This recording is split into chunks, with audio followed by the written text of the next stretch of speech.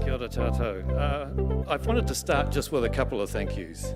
First of all, to the OECD Secretariat, or the INFE Secretariat, based at the OECD. The work you do is extraordinary. We are a very good demonstration of the many, many groups around the world that use the papers and the policy positions that you take. The coordination and effort you put into making meetings, not only like Monday and Tuesday this week, but others occur, is much appreciated, and I just wanted to thank you for that. Secondly, to all the green shirts in the room, the Commission for Financial Capability, you deserve to be incredibly proud. I remember a dream back in my commission days when we hoped to put on a conference with the OECD. It didn't work out for us, but you've seen it through and you've made it happen, and I think you really should be incredibly proud. Well done.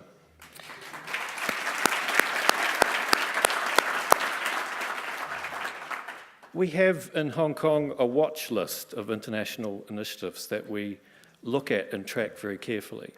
And I just wanted to note some of those, just to give you just a taste of some of the things that we're looking at. Obviously, politically, economically, environmentally, Hong Kong is a unique place from some perspectives. Right now, we're looking very closely at the national strategies of the Netherlands and Japan because of the stimulation that they have around finance sector, stakeholders, and the effort that they've encouraged those groups to take on outside of government. We're also looking at mainland China's 13 investor education centres which are built or being built, all funded by the China Securities Regulatory Commission. FINRA, the US Foundation's free calling line for older citizens to assess, amongst other things, when they can see potential fraud occurring or they want to check out and just get a word, an independent word on the end of the phone. Brazil and Australia's excellent work in financial education in schools, which we draw an awful lot from. Singapore's outsourcing model for seminar provision, which we are openly copying, and we're going to launch early next year. And Malaysia's two programs from Malaysia, actually, first of all from Bank Negara, the AKPK program, which is focused from our perspective on debt counselling, and also the outreach program on investor education. Those are some of the examples we're looking at. They're by no means appropriate for everybody. They're appropriate for us right now. We've got another page and another page with all sorts of other things on it. This week, I've picked up several others. I had the chance to see some of these presentations. We've been focusing them on them in our office, and we've learnt a lot already, and I'm looking forward to sharing them with you. This is going to be TED Talk style, but with slides. Everyone's got 7 or 8 minutes, so let's crack into it. I'll introduce the panel one by one as they come up. The first person, Dubis Correal, has been a great sharer of information for a long period of time. We've been looking to the United States' Consumer Financial Protection Bureau to take leadership on certain issues, and they have, and it is largely due to people like Dubis and her desire to share evaluations that we've all benefited. So she today is going to talk about a profiler report describing how young people acquire the building blocks of financial capability. Please welcome Dubis.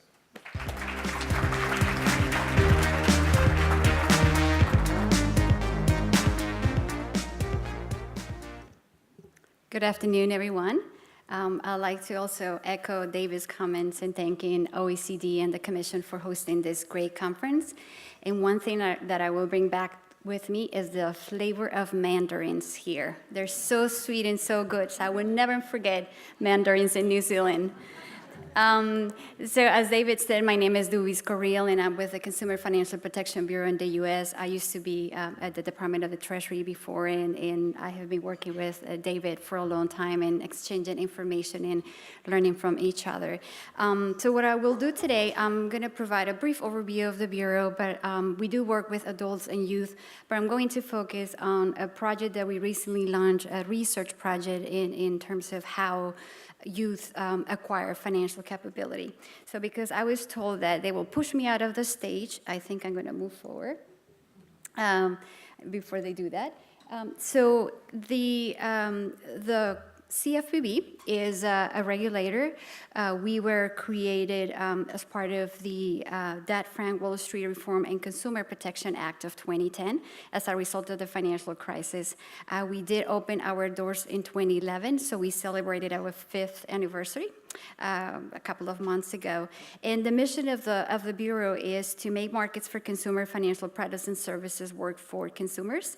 And we do this by making rules more effective, by enforcing those rules, and by empowering consumers to take more control over their economic lives. And as you can see, financial education is an integral part of what the Bureau does. And I am in the consumer side of the agency. I am with the Office of Financial Education, and we do our work by implementing 3 strategies. The first one is supporting intermediaries. We cannot do it alone, and as many of you work with partners across the country. We do leverage existing infrastructure because financial education is more effective when it's integrated into other infrastructures. So we work with social workers, libraries, employers, schools. For example, we have a really good project with libraries. We started with 9 pilot libraries about 2 years ago, and we have 27 libraries because people sometimes don't know where to go, and they go to the library. So librarians are confronted with financial questions.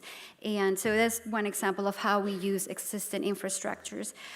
We also provide organizations with the tools. Our research has shown that the skills that people should have is asking, planning, and acting on that knowledge. So everything that we do is based on our research. So we do, for example, in the adult space, we created we have done a series of research in terms of like listening to consumers, and then we develop approaches based on that. So I'm going to focus on our youth programs, and we do that by using 3 approaches. We work with policymakers. We develop resources for them. There is evidence that financial education in school works, and that was demonstrated by the study that Brazil did. And also in the States, it shows that people who live in the states where financial education was required and implemented comprehensively are better credit scores later in life. So it does show. So we do provide policymakers with resources. In terms of practice, based on our research, we have created tools to train teachers on how to teach financial education. In the United States, 89% of Americans believe that financial education should be taught at school, but only 20% of teachers feel competent to teach financial education. So we need to help them prepare for that. And then we work with parents. We're very intentional about providing parents with the tools so they can talk to their children about money. And we have all these tools in our website. So the research program that I wanted to talk about is how kids learn. So we did define financial well-being, and it was mentioned a couple of times during the conference, and we wanted to sort of like see people who have financial well-being, what kinds of characteristics do they have. So they set goals, they set concrete plans, they have knowledge, but more than that, they have the skills, the know-how. And we wanted to know, how can we learn about that, and how can we instill that in kids? So the question is, when does financial education or financial capability, what are the origins of financial capability in kids? So we actually contracted with CFED, a group in the United States, to develop, develop the answer to that question. So what we learned is that there are 3 foundational building blocks. The first one is executive function. And this executive function is a set of cognitive processes used to plan, focus attention, remember information, and juggle multiple tasks. Then the second one is financial habits and norms, and that refers to the values, standards, routine practices, and rules of thumb used to navigate day-to-day financial life. And the third one is financial knowledge and decision-making skills. And in terms of those building blocks, so what we are doing on this slide is matching the building blocks with the developmental stages. So early childhood, age through 3 to 5, it's when when we should teach executive building. For example, delaying gratification is huge. Research shows that kids who delay gratification do better later in life. So if your kid is asking for a cookie, make them wait 4 minutes and see what happens. So it's sort of like teaching them how to be patient. So it's not so much about teaching the concept, which I have been in the world of financial education for a long time, and we always said you have to start teaching early. It is important, but between 3 and 5 is teaching them how to plan, how to wait, how to be patient. Then ages 6 to 7, that clock is very intimidating. In 6 to 7 in middle childhood, what's more important is engaging kids in experiential learning. For example, in the United States, we have something called financial fairs, where kids sort of like, they are bankers and they interact. So it's more doing experiential learning. In that way, they can acquire like habits, and also they start looking at financial concepts. The third stage is in teenage years, and at that point, it's important for them to start knowing how to research for information. So it's not so much about knowing the concepts, but researching information, making comparison. For example, if they're going to have a phone, comparing plans. So that's a good skill that it should be taught at that age. And based on that research, we develop this personal finance pedagogy for teachers, and it can use this can help teachers identify the teaching techniques and learning strategies that support the financial capability building blocks. And it also allows strategies for instructing students of all ages with a broad range of skills, habits, and attitudes. So I would invite you to visit our website to learn more about the study, and I'll be here to take any questions. Thank you.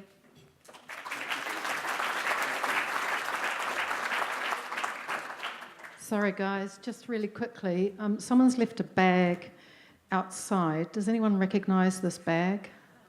Please tell me someone does. Oh, thank God. Otherwise, we would have had to have left the building. Thank you, Dubis. Thank you very much, and thanks for the effort you put in keeping to time. Our second speaker has quite a challenge. She works with one of the world's largest populations, and of course Indonesia is spread across thousands and thousands of islands. To present, well, really a profile of some of Indonesia's financial inclusion and literacy programs, please welcome Kusumaningtuti Soetiono from the Indonesia Financial Services Authority.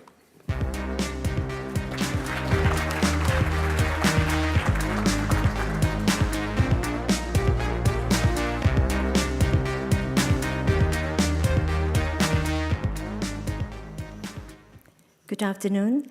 It is really a privilege for me to be here. Thank you for the opportunity for sharing, especially to the OECD ENVI and the CFFC New Zealand.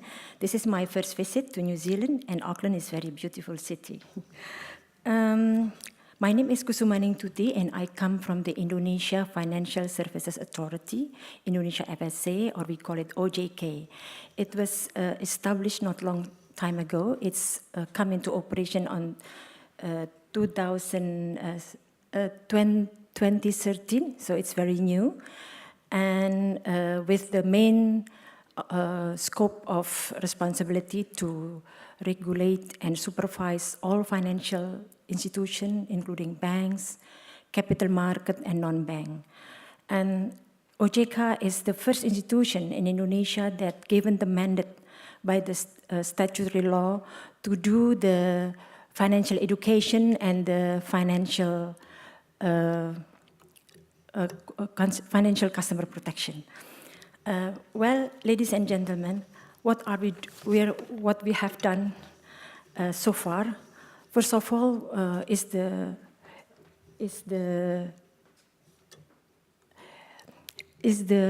infrastructure. We built the website, and we built the apps, and also, first of all, we built the contact center. This contact center is very important because this is the first one, is the formal one, which we provide services all over the country by just calling 1500655. All people all over the country can call and can ask any information, any inquiries, and complain concerning financial matters with their financial institution. And up to now, the flows is already 70,000, but interestingly is 70% of it are inquiries, meaning that people are so willing to ask and they don't know where to go. And now they know now where to go. And beside those infrastructure, of course, we start the survey so we know where is the level of literacy level and also the inclusion level at the end of 2013. What are the initiatives in financial education? There are so many, but the first things that I like to share in here is that we, together with the Ministry of Education, we make learning material for the schools, for high school, junior high, and elementary school. We start at 2014, launching a book for the senior high school, and we give training for trainers, for the teachers, and now it's already fully implemented this year. So it's formally announced by the Minister of Education. We make this book together, of course, with the financial industry and the people from the ministry.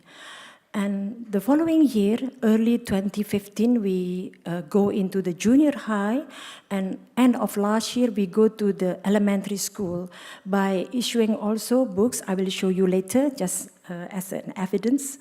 Not only books, but also toolkit for the student in elementary school, because toolkit is very important rather than books. And early this year, 2 months ago, into 2016, we have successfully made 9 series of books for universities. And I forgot to say that for junior high and for elementary is still on trial. And we are doing the training for trainers for the teachers, separate training for the teachers. And for the universities, last 2 weeks ago, we just finished with the training for trainers for the lecturers. And we will piloting for 24 universities. Why the education for students are important? Because students or children from age 5 till 17 is representing 20% of our population. Our population is 250 million, and our geography is 17,000 islands, although only 10% is inhabited. But you can imagine that doing the financial education is not easy. Land transportation is not the only media. We need ship, we need boat, and even we need plane, actually. And so that is one of the most important that I like to show you. Just 1 minute. These are the books. The content is about what is OJK, like starting the concept of money, and what is Financial Services Authority, what are the product of services of financial institution in a different stages. And this is the toolkit. It's like Monopoly. The student will given some money, and so they can buy something like financial product or even property. So they like practices while the teacher is explaining.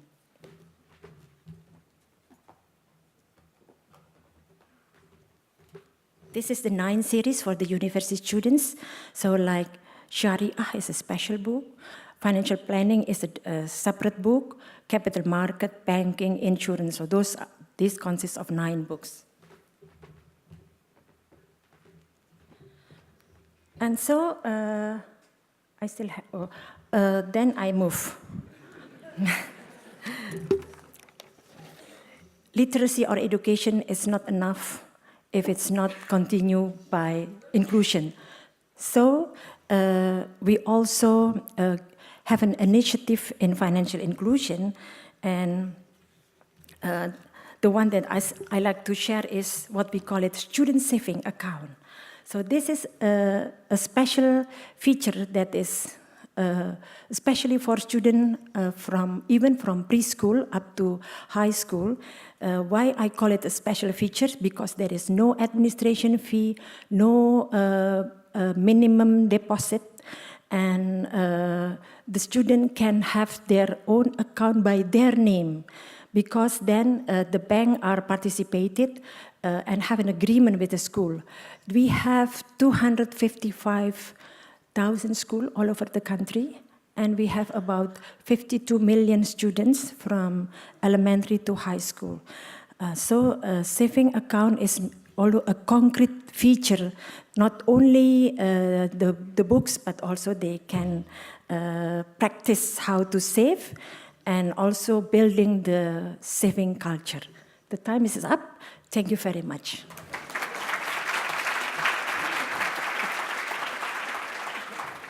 I encourage you to have a look at the resources that Tuti has brought along.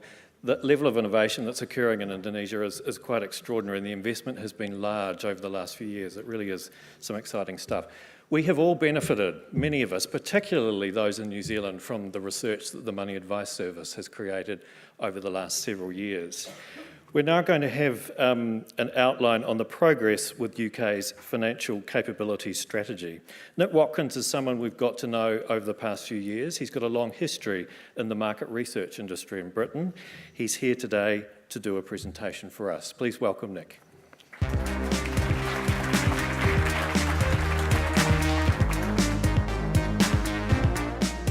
Right. Thank you, David. Thank you to the OECD and to the Commission. And I'm sorry, I feel under these sort of spotlights here. But anyway, thank you very much, everybody. As David said, what I'm going to talk to you about is how we're taking forward the financial capability strategy. But just before I start, a number of people have come up to me and expressed concerns about the things that they've read about the Money Advice Service. So I'm going to paraphrase Mark Twain, who said, "The reports of my death are greatly exaggerated." And I'd like to reassure you that there will be a new guidance body. We're not sure exactly what shape, and it probably won't take place for another 2 years. So we will be working on our strategy, and we will still be doing a lot more work, at least over the next 2 years. So I just wanted to get that one out of the way. So let's move to the right chart. We launched the strategy almost exactly a year ago today. So what I'm going to talk about is, well, what have we done over the last year, and what are we planning to do over the next year? Diane said that the work that they were doing, she described as the intersection between thinking and doing. I'd like to steal that concept, but I'm going to slightly change it, and I'm going to say not just thinking and doing, but to me it's thinking, testing, and doing. Because one of the things that I'm very aware of is that I think there's just simply not enough evidence about what works. We're building up an evidence about what consumers do, about the levels of capability, etc. But what we don't know is how do we fix that? How do we change it? We know it isn't easy. That's why, still, however many years on, we're still looking at how to improve financial capability. So as I say, I think it's, for me, critical to think about the thinking, the testing, and the doing. But the other important thing, which is the first one mentioned here, is collective impact. We realised when we sort of put the strategy together that there was no way that all this thinking, testing and doing that was required, the Money Advice Service could do it on its own. We needed to engage with everybody across the sector. We needed to engage with government departments, with the regulator, with financial services firms, with trade associations, the third sector, think tanks, etc. And we needed, our coverage is, remember, across all the life stages, so from children and young people through to older people in retirement. We're looking at dimensions of savings, of credit use, of retirement planning. So one of the things that we did when we brought the strategy was to create a financial capability board, and steering groups made up from representatives of all these organisations. Okay, they're UK organisations, you may not recognise them, but the point I want to make is that within this sort of overall governance and guidance, we've got representation from that very wide range of organisations, and we think that that's sort of really, really critical.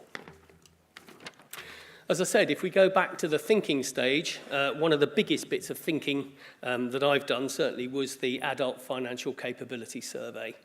We ran that in 2015, but we've actually spent the last few months really going back into that data, doing some really quite thorough statistical analysis. We've been using principal component analysis, regression, etc., to really understand how do all these bits fit together. Because as I said, when we think about financial capability, we're really covering so many different things. So we've come, as a result of that, we've come out with a slightly refined conceptual model based on that data.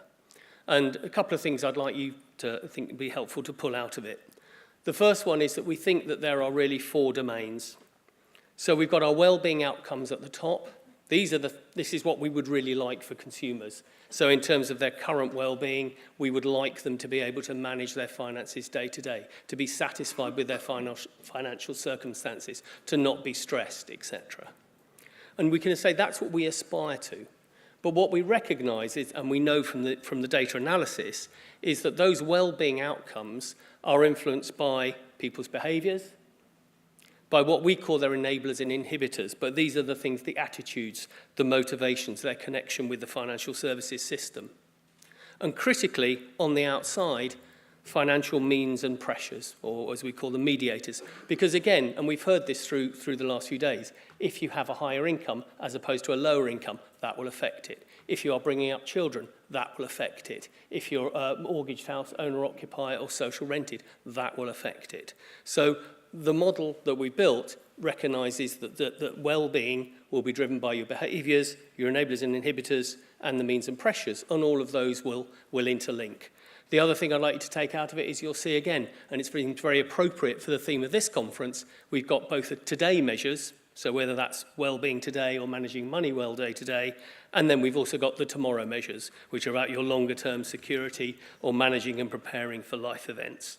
One other little thing I think is quite interesting is within the sort of attitudes and motivations, you'll see in the middle, if you can read in the middle there, we have confidence. And one of the things that I was really quite struck by from the analysis was actually how strongly confidence came out. And we're looking at how that relates to the numeracy questions. But I think that's probably a topic for another day.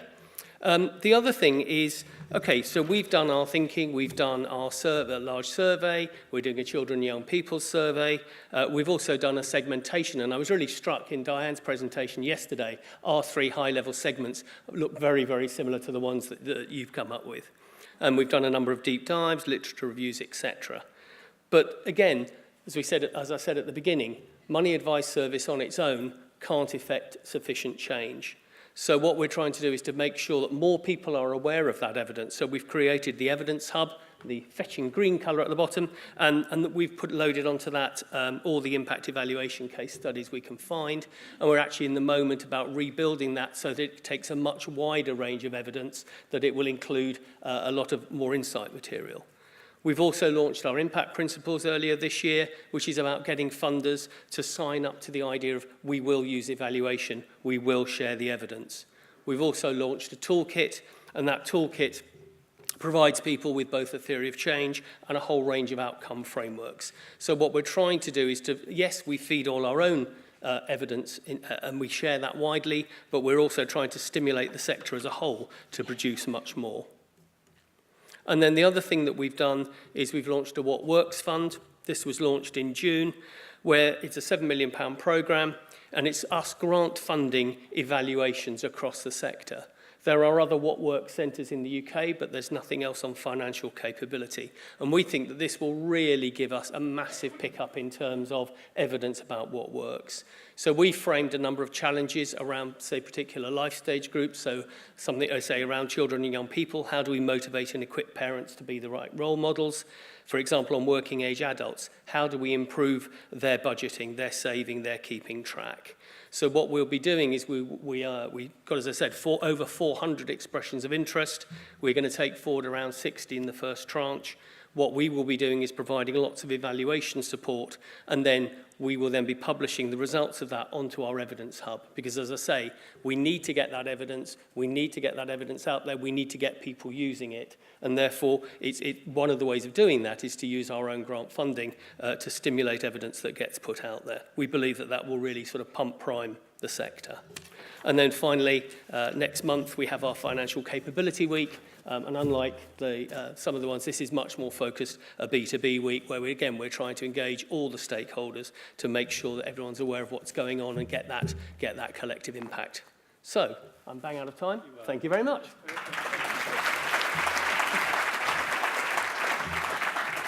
On time to the second. Another group globally who has contributed so much is the Russian Federation's Ministry of Finance, and we have all benefited from it. Many of us have known Anna Zelentsova for quite some time, and at a personal level, she is someone that's offered a great deal of support to many people and many nations, which we appreciate. Today, Anna is going to profile generally the financial literacy project in Russia, which has had some interesting recent innovations. Anna, please come up.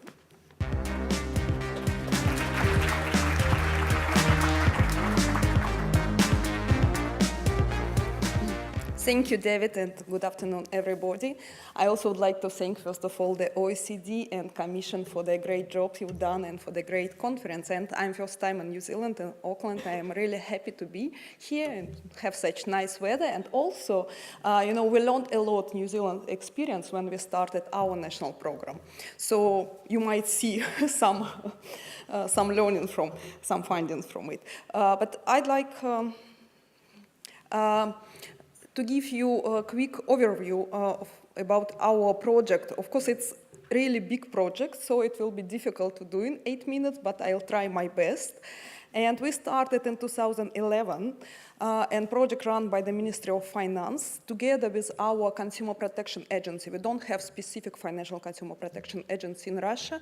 We have general consumer protection, and financial sector is within the functions. So, and we try to look not only on financial literacy, but also on financial consumer protection, because we believe it's just like two sides of one coin, and especially in Russia, because financial market is very young, and the standards and behavior of financial institutions is still quite low. So we need not only equip people with skills, with competences, but also to protect them in many cases. And we work with all target audiences from preschool till the third age. Well, all of you might know that one of Russia's biggest feature specific, it's big territory. But this is also a huge issue for working on financial literacy, because there are many rural areas, small villages, and it's difficult to reach people there. So that's why we, and especially it also creates gaps in financial inclusion and financial literacy between big cities and between rural area. That's why we also try many different ways how to reach people in villages, using also libraries, because there are many state municipal libraries in such places, using post offices and other infrastructure in such territory. But we also organize different type of activities there, and even our regional ministers of finance, they go to schools and villages when we conduct National Financial Literacy Week. They go themselves to show the example that they do it not only in big cities, but also in small rural areas.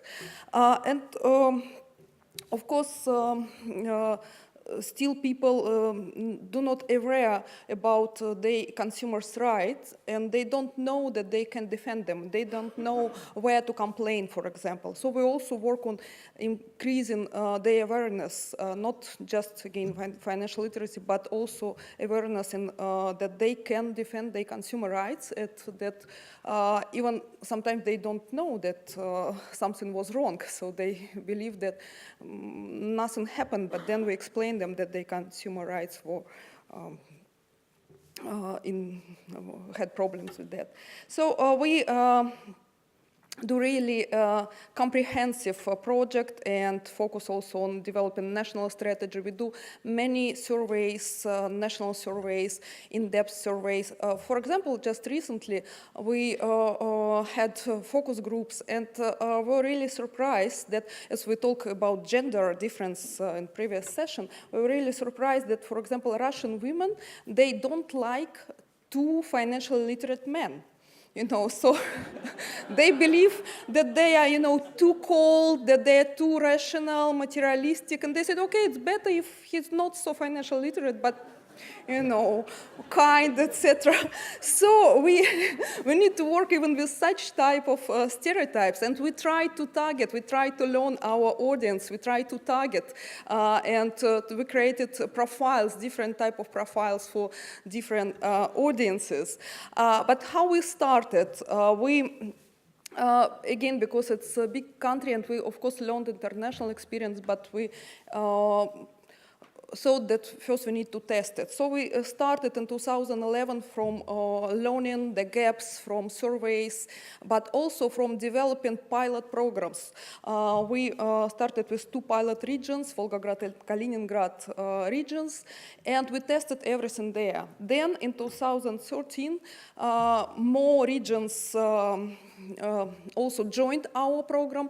And it's interesting that we have with all regions which joined us as comprehensive, they have comprehensive regional programs co-funded by Federal Ministry of Finance and by regional administration. We believe it's really important that regional administration also, feel responsible themselves for this program.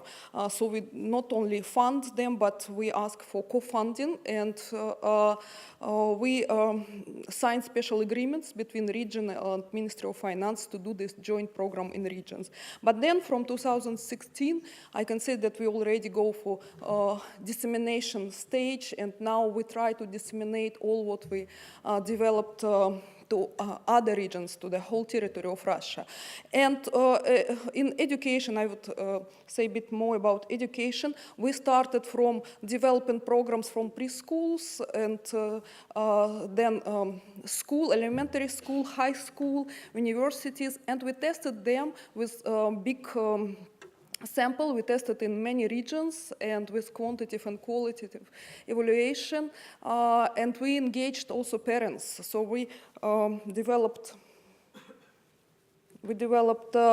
83 textbooks for school kids, but also materials for parents and for teachers. And we saw the good results. In some areas it was small results, but in some areas it was really, it were really good results. For example, children before studying course couldn't recognize financial pyramids. Only 30% of high school students could recognize financial pyramids. After study, 87%. So we see really good progress in that. But then we tested, and now we will send all these textbooks to our regions that they can teach students. Some countries do it as one subject, some as integrating in other subjects. We do both. We do actually integrating in maths, in other subjects. We also do as financial literacy course on choice, and we also do extracurricular activities. And just to add that additionally to this financial education at school, we also conduct financial literacy weeks as public awareness campaign for kids in March as part of Global Money Week, and for adults in October, just next week.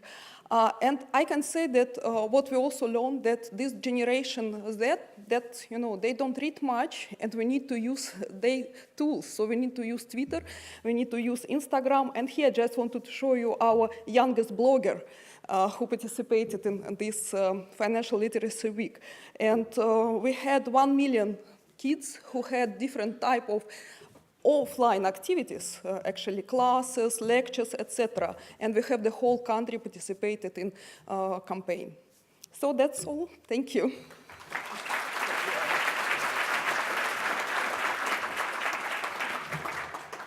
Brazil has achieved so much. You can tell by the number of Brazilian organisations that are in the room. There's more than one. João Evangelista is going to outline a strategy to train trainers on personal finance management. And may I just say, it's great to have someone from the Central Bank of Brazil here to do the presentation. Thank you.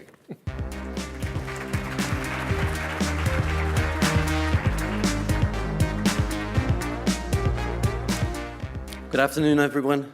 First, I would like to thank the OECD and the Commission for such a beautiful event, not only in terms of the content, but in terms of the logistics too. Never did I think that I would see such a wonderful view in an event like we have had in this one. Never did I think we would have such great music, such great food, and such great wine, and dancing, but the dancing is not for everyone. Well, I'm here with the Central Bank of Brazil. Central Bank of Brazil is one of the seven governmental bodies involved in promoting the Brazilian strategy on financial education. One other of them is our Capital Markets Board, or Securities and Exchange Commission, represented here by our colleagues Vasco and Marise, and who have, by the way, announced the launching of a Center for Financial Education in Latin America and the Caribbean in partnership with the OECD. So the center will be located in Rio, in the headquarters of the CVM. Well, and what about the central bank? What is expected of a central bank when it comes to financial education? First, it's important to say that the Central Bank of Brazil is responsible for both monetary policy and banking supervision. So one might imagine that a central bank should be in charge of instructing and informing and teaching, in general, people about financial products.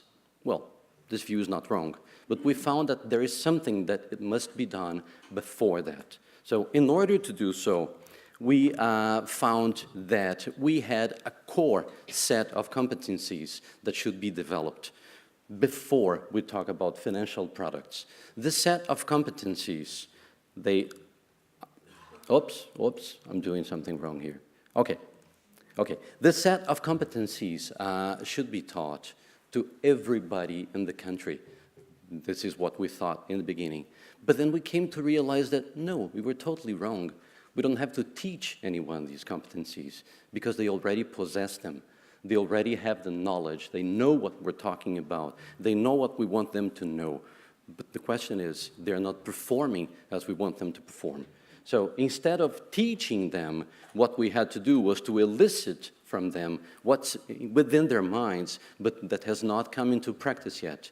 To do so, we use this andragogical approach, differently from what we saw from Dubis, for example, or from other presenters in their countries that we're talking about training trainers for children in school. We are talking about training trainers that will deal with adults.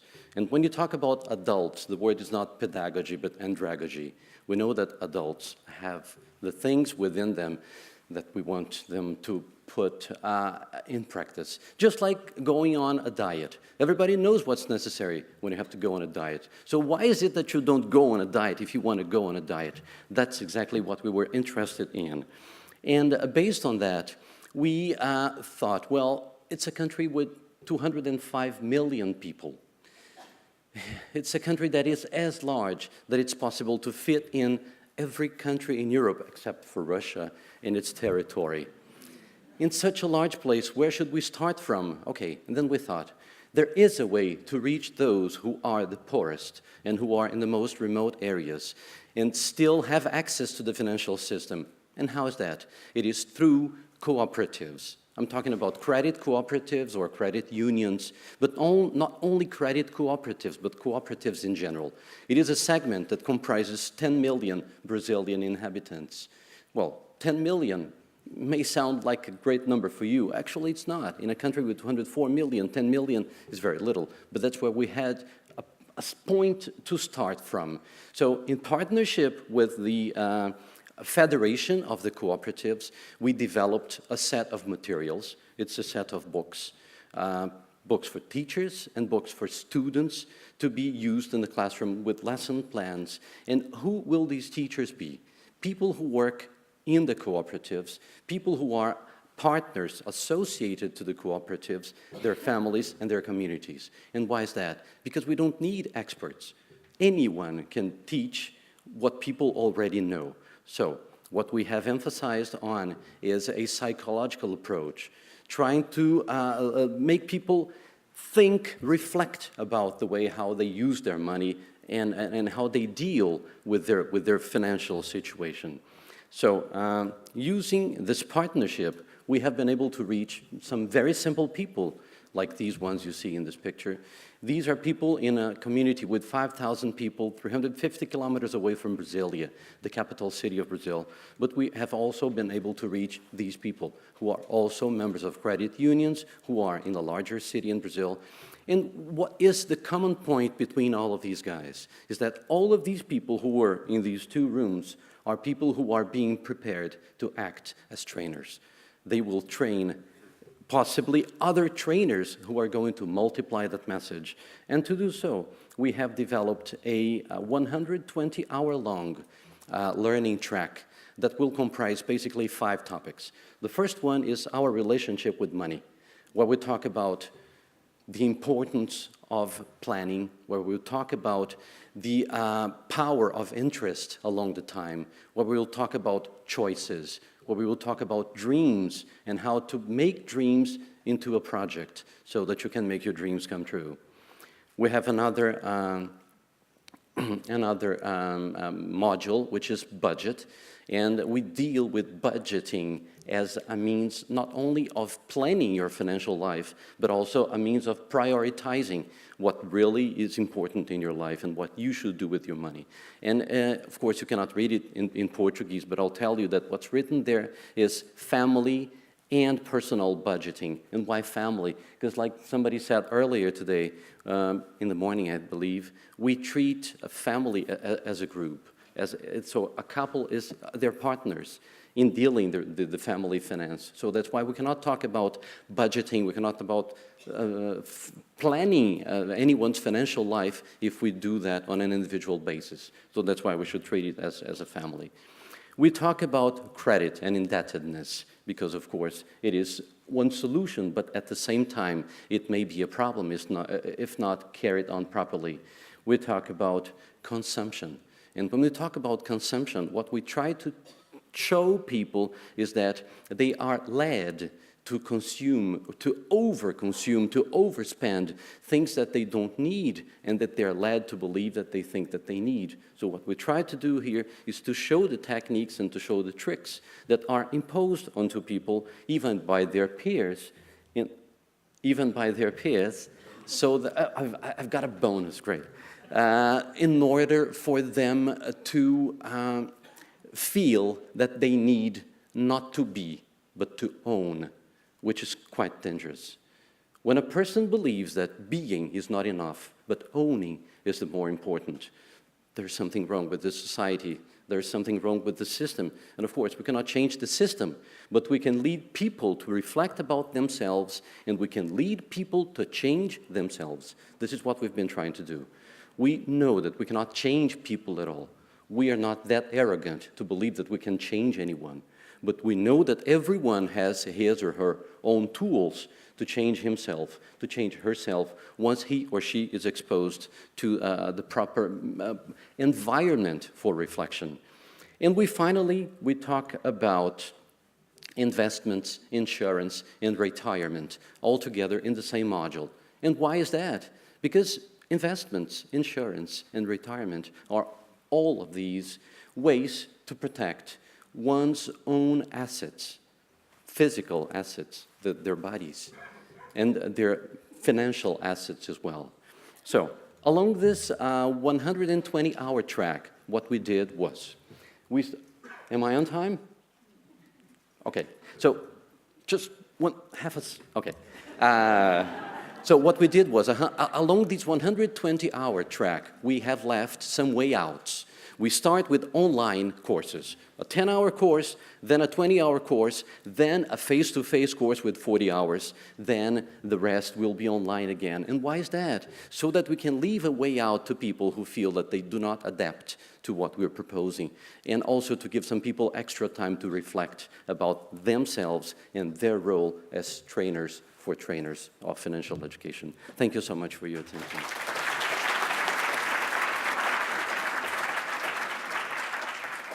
Thank you very much. Well, there you have your whistle-stop tour through Hong Kong, the United States, Indonesia, the United Kingdom, the Russian Federation, and then finally with Brazil. There's so much innovation that's occurring currently around this field.